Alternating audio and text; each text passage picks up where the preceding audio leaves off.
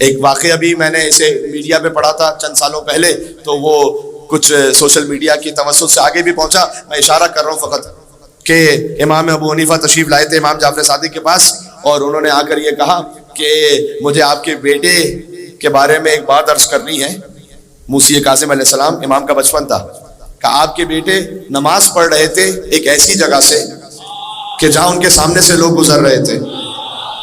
اچھا یہ تو جانتے ہو نا فقہ حنفی اور فقہ جعفری کا ایک فتوے میں اختلاف ہے. فقہ حنفی کے مطابق کیا ہے کہ جہاں کوئی نماز پڑھ رہا ہو تو سامنے سے نہیں گزر سکتے. اب وہ کیسے گزر سکتے اس کی ویڈیو کسی سوشل میڈیا پہ دیکھ لینا. وہ گزرنے کا بھی تو ایک خاص طریقہ ہے نا کہ کوئی ایسے کھڑا ہو، اس کے سامنے سے کوئی یوں گزرو، کوئی سامنے پہلے ایک گزر جائے پھر دوسرا گزر جائے. جو حیدر کے در کو چھوڑتا ہے پھر در بدر ہوتا ہے.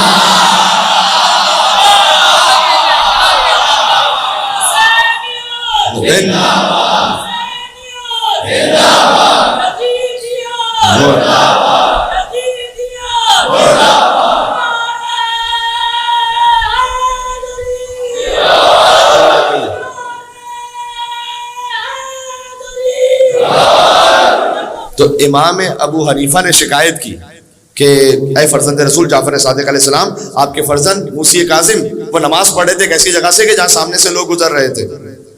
امام جعفر صادق نے خود جواب نہیں دیا، فرمایا کہ میرے بیٹے کو بلاؤ. امام موسی کاظم تشریف لائے، کہا آپ ان سے پوچھ لیجیے. اب مجھے نہیں معلوم کتنے آپ مومنین اس مجلس میں تھے کہ جو ہم نے امام حسن علیہ السلام کی دسترخوان اور شہادت کی مناسبت سے پڑھی تھی آپ ہی کے علاقے میں. تو وہاں پر ہم نے حضرت خضر کا واقعہ سنایا تھا نا کہ بھائی حسن مجتبیٰ رسول کی گود میں ہو اور خضر علیہ السلام کو پڑھا دیں، ان کے استاد ہوں. وہ خضر کے جو موسیٰ کے استاد ہیں بنص قرآنی، وہ آئیں حضرت امام حسن علیہ السلام کی خدمت میں زانو ادب طے کریں. روایت میں ایک ہے کہ مولا نے سبحان اللہ رسول اللہ نے مولا کے لیے فرمایا تھا کہ خضر وہ استاد موسیٰ ضرور ہیں، لیکن اے علی آپ کے اور خضر کے علم میں جو فرق ہے، وہ حضرت خضر کشتی میں تھے نا، انہوں نے سوراخ کیا تھا تو ایک پرندہ نازل ہوا اور اس نے پانی پیا اس سمندر سے، اس کی منقار میں جتنا پانی آیا اڑتا ہوا چلا گیا. تو آواز قدرت آئی تھی، در حقیقت یہ ہے روایت، آواز قدرت آئی تھی کہ اے خضر آپ استاد موسیٰ ضرور ہیں، لیکن آپ کے اور آخری زمانے میں ایک نبی آئیں گے، ان کے ایک وسیع ہوں گے، ان کے اور آپ کے علم میں فرق ہی ہے کہ جتنا پرندے کی چونچ میں آ گیا وہ آپ کا علم ہے، جو سمندر میں رہ گیا وہ علی ابن ابی طالب کا علم ہے. سبحان اللہ. تو امام موسی کاظم علیہ السلام بچپن کا عالم تھا. امام ابو حنیفہ نے پوچھا کہ آپ وہاں نماز پڑھ رہے تھے جہاں آپ کے سامنے سے لوگ گزر رہے ہیں. دیکھو اب امام قرآن ناطق ہے نا، تو جو قرآن ناطق ہے نا وہ قرآن صامت سے جواب دے گا. امام نے کہا قرآن کی آیت پڑھی سورہ قاف کی، نحن اقرب الیہ من حبل الورید. اللہ نے قرآن میں کہا ہم تو تمہاری شہ رگ حیات سے زیادہ قریب ہے تم سے. یعنی امام نے کہا کہ اللہ شہ رگ حیات سے اتنا قریب ہے کہ کوئی کتنا ہی سامنے سے گزر جائے میرے اور اللہ کے درمیان سے نہیں گزر سکتا. سبحان اللہ. تو یہ امام ابو حنیفہ، ان کا سن وفات میں نے کہا 150 ہجری ہے.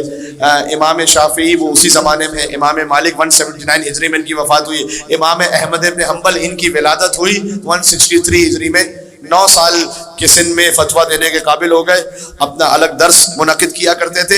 ان کی وفات ہے 204 ہجری میں. تو یہ سارے ائمہ اربعہ یہ سب کے سب ہیں 7ویں اور 8ویں امام کے زمانے میں. بات پہنچ گئی.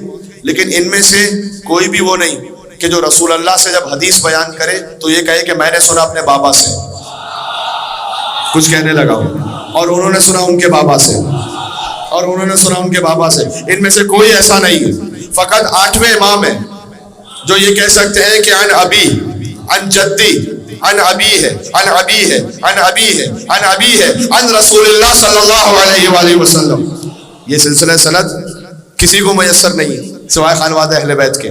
یہی تو حدیث سلسلۃ الذہب ہے جو مولا رضا کی ذریعے پر لکھی ہوئی حدیث کہ میں نے سنا اپنے بابا موسی کاظم سے، انہوں نے سنا ان کے بابا جعفر صادق علیہ السلام سے، یہاں تک کہ رسول اللہ صلی اللہ علیہ وآلہ وسلم. بعض سلسلہ سند رسول اللہ پہ بھی نہیں رکتے اور بھی آگے. رسول اللہ سے آگے کون ہے؟ فقط ایک ہی ہے، رب العالمین.